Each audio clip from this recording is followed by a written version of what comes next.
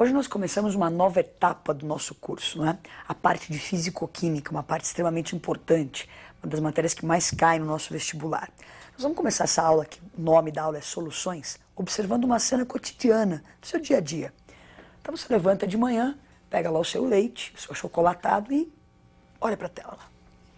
Animado, não é? Prepara o seu leite achocolatado e quando você coloca o chocolate no leite, você percebe que esse chocolate dissolve no leite. Então você acabou de fazer uma dissolução, não é? Então achocolatado no leite, se alimenta, aquela coisa feliz logo de manhã. Ao longo do seu dia, várias vezes você se depara com soluções. O ar que você respira é uma solução, não é? O que vem a ser uma solução? Qualquer mistura homogênea, para nós na química, é uma solução. Lembra que mistura é a reunião sem que haja uma transformação. Homogênea, que tem só uma fase. Então dá uma olhadinha na tela.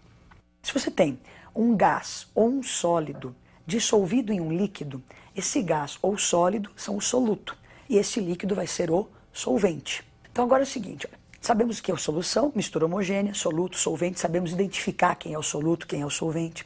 Agora, outra coisa do seu cotidiano, você adora chocolate, né? Chocolate com leite. Você fala assim, nossa, vou colocar 4 quilos de chocolate nesse copinho de leite. É possível? Claro que não, não é? Então, há um limite para essa solubilidade. Então, num copo de leite, você tem lá um limite de chocolate que pode ser dissolvido. Tem pessoas que têm o hábito de tomar leite quente no inverno e leite frio no verão. Não sei se você faz isso. Com o leite quente, você percebe que o chocolate parece que dissolve melhor, mais rápido, é mais eficiente a coisa. Então, a solubilidade, você percebeu que ela tem um limite e parece que esse limite está ligado à temperatura, que nem o leite quente, leite frio. Nos vestibulares, essas informações são dadas para você, através de um negócio chamado coeficiente de solubilidade. Então, vamos olhar um pouquinho na tela. Então, o coeficiente de solubilidade é a quantidade máxima do soluto capaz de se dissolver numa quantidade padrão, numa quantidade fixa de solvente a uma dada temperatura. Então, nós dependemos da temperatura. Nós vamos fazer agora um exemplo, que tipos de soluções eu posso preparar. Então, conhecendo o coeficiente de solubilidade, nós vamos pegar como exemplo o nitrato de potássio e vamos preparar 3 soluções diferentes com nitrato de potássio. Dá uma olhadinha na tela. O coeficiente de solubilidade do nitrato de potássio é 20,9 gramas de nitrato de potássio em 100 gramas de água a 10 graus Celsius. O que você entende quando você vê essa informação? Se eu tiver 100 gramas de água a 10 graus Celsius, dá para eu dissolver no máximo 20,9 gramas de KNO3. Então agora vamos pegar a próxima tela e vamos preparar soluções. Então nós temos um primeiro potinho com 100 gramas de água. Estamos a 10 graus Celsius, nós vamos acrescentar nesse primeiro potinho 10 gramas do nitrato de potássio. Me preparei a solução, a quantidade que eu coloquei do soluto é inferior àquela limite, que era 20,9. Então você acabou de preparar uma solução que é classificada de insaturada. Então solução insaturada é aquela que a quantidade do soluto é menor que o limite permitido pelo coeficiente de solubilidade. Mais um potinho. Aí você tem também 100 gramas de água, estamos a 10 graus Celsius. Agora, nesse segundo potinho, nós colocamos exatamente 20,9 gramas do KNO3. Então, nós colocamos exatamente o limite. Você acabou de preparar uma solução que é classificada como saturada. Então, solução saturada é aquela que está no limite.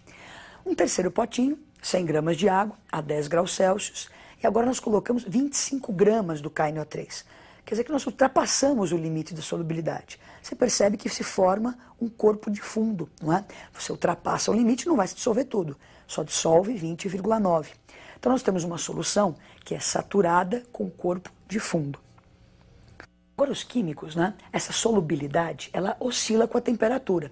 Então os químicos falam o seguinte, bom, se a 10 graus dissolve tanto, a 20 vai dissolver quanto, e organizam esses dados, quer dizer, variando a temperatura, como varia a solubilidade, organizam isso numa curva chamada de curva de solubilidade, que nós vamos observar na tela. No nosso exemplo lá do nitrato de potássio, então nós fizemos a experiência a 10 graus. Aí você tem a curva mostrando a solubilidade desse sal em 100 gramas de água em várias temperaturas. Os pontos que formam a curva são justamente as soluções saturadas, são o limite da solubilidade em várias temperaturas. Qualquer ponto que esteja abaixo da curva, nós teremos uma solução insaturada. Bom, se você observar essa curva, ela começa, a coisa é crescente, a solubilidade aumenta com o aumento da temperatura. Quer dizer que a temperatura, o calor aí, foi bem-vindo, aumentou a solubilidade. Isso caracteriza uma dissolução endotérmica, uma dissolução que absorve calor. Já num outro exemplo, nós temos aí a curva de solubilidade do hidróxido de cálcio em 100 gramas de água. Olha o que aconteceu. A solubilidade vai diminuindo com o aumento da temperatura. Então, essa dissolução é uma dissolução exotérmica. Você dissolve o sal, a substância, no caso é uma base, não é? Dissolve a base em água, essa dissolução libera calor. Então, se você aquece, dificulta a solubilidade, vai ficando cada vez menor. Agora vamos imaginar uma outra situação corriqueira. Uma tia sua passando mal, nervosa, você fala assim, dá água com açúcar para ela. Então você vai lá e você poderia, de repente, por exemplo, num copinho de água, colocar uma única colher de açúcar. Ou colocar 3 colheres de açúcar. Você não sabe, será que é uma, será que é 3? Leva os 2 copinhos para ela. Se a sua tia experimentar esses 2 copinhos, que observação ela vai fazer? Meio nervosa ainda e tal, mas ó, esse aqui está mais doce do que o outro. Quando você fala que está mais doce, você faz uma referência à quantidade de açúcar que existia nessa solução. O açúcar é o soluto. Então, quando você fala mais doce, para nós uma linguagem mais técnica, pode ser mais concentrado. Não é? Então, a concentração das soluções é o que nós vamos falar agora. Então, quando a gente falou do açúcar, nós fizemos uma referência ao soluto na solução. Expressar a concentração é isso, fazer essa referência do quanto tem do soluto na solução. Então, vamos dar uma olhadinha na tela.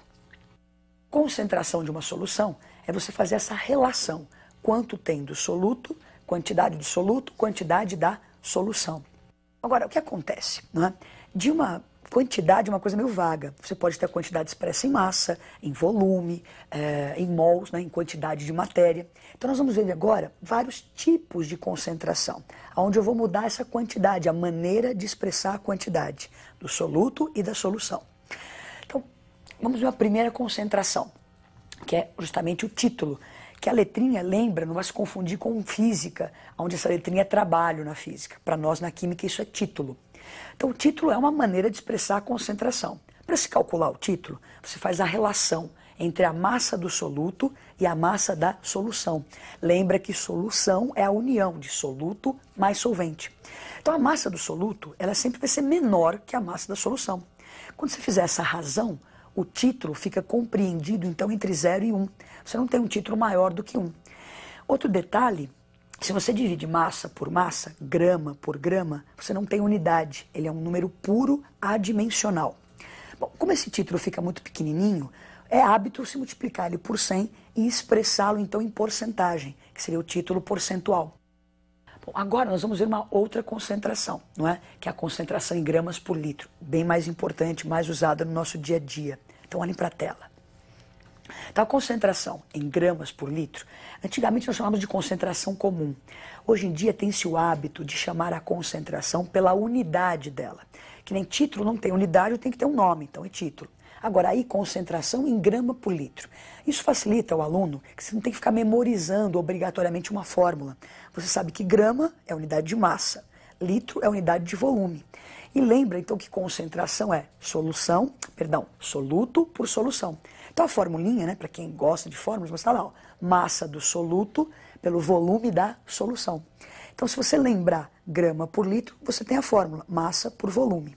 A unidade, grama por litro. O que significa? Você pega uma solução e lê no rótulo, temos aqui uma solução que apresenta a concentração 40 gramas por litro de NaOH, hidróxido de sódio, em água. O aluno pensa assim, bom, deve ser 40 gramas em 1 litro de água. Cuidado com isso. Não é 1 litro de água. Lembra que é massa do soluto pelo volume da solução. Como é que se prepara, então, uma solução 40 gramas por litro de NaOH em água? Então vamos dar uma olhadinha na tela. Então você primeiro pesa, né, 40 gramas de NaOH, põe num potinho menor e dilui com um pouquinho de água. Depois você leva para um balão volumétrico, que é o que a gente usa na química para preparar soluções. Então supondo que eu pegue um balão de 1 litro. Então eu coloquei aquelas 40 gramas já com um pouquinho de água, já diluído. Agora eu completo o volume até 1 litro. Então eu tenho uma solução que tem 40 gramas de NaOH em 1 litro de solução. Eu completei com água, não pus 1 litro de água. Espero que isso tenha ficado bem claro, é 1 litro de solução. Agora nós vamos ver uma outra concentração, extremamente importante para nós vestibulandos aí. Lembra que os químicos expressam a quantidade de matéria em mol? Então uma das concentrações mais usadas na química é a que relaciona quantidade de matéria, número de mols, por volume. Dá uma olhadinha no quadro. Então, olha lá, concentração em quantidade de matéria por litro, ou seria mol por litro. Então, a quantidade de matéria, ou o número de mols do soluto, pelo volume da solução. A unidade é mol por litro. Antigamente você encontrava, você pode encontrar ainda, né? Você não deve usar, mas você pode encontrar também a unidade escrito molar. Então, mol por litro ou molar. Não é mais usual. Interessante você colocar mol por litro. Existe mais uma concentração que tem aparecido nos vestibulares, que é partes por milhão. O nome já traduz, parte por milhão. Olha para a tela. Então eu tenho lá concentração em partes por milhão. O símbolo é ppm, não é? Então é uma parte do soluto em 1 milhão da solução. Agora, nós já vimos um pouquinho de concentrações. Vimos a concentração, o título, a concentração em grama por litro, quantidade de matéria por litro. Nós vamos fazer um exercício falando de quantidade de matéria por litro, que é o que é mais importante. Então vamos dar uma lidinha no exercício. Sabendo-se que 100 mililitros de leite integral há cerca de 120 miligramas de cálcio. Calcule a concentração do cálcio no leite em mol por litro. O importante quando você lê isso, não é? Você observa que ele está perguntando a concentração do cálcio no leite. Então o cálcio é o soluto e esse leite é a solução. Primeiro detalhe, então, nós temos que calcular o número de mols do cálcio, número de mols do soluto. Ele nos deu a massa desse cálcio, 120 miligramas. Primeiro passo, então, transformar de miligrama para grama, porque nós trabalhamos com grama. Então, 120 miligramas, quantos gramas? 1 grama, 1000 miligramas. Então, deram 120 gramas de cálcio, é o que eu tenho naquele copinho. Agora eu vou transformar gramas em mol. Então eu tenho lá 0,120 gramas, vou transformar isso em mol, porque eu preciso do número de mols do soluto. Eu sei que o cálcio, cada mol equivale a 40 gramas. Então, multiplicando em cruz, 0,03 mols de cálcio. Agora, então, esse é o número de mols de cálcio que estavam naquele copo de 100 ml. Eu preciso calcular a concentração em mol por litro, em cada 1000 ml. Então, se tem 0,03 mols em 100 ml, em 1000 eu vou encontrar 0,03 mols por litro. Bom, então nós aprendemos hoje tudo sobre concentração, soluções. Façam exercício, é importante treinar, sempre treinar, é fundamental. E até a próxima aula.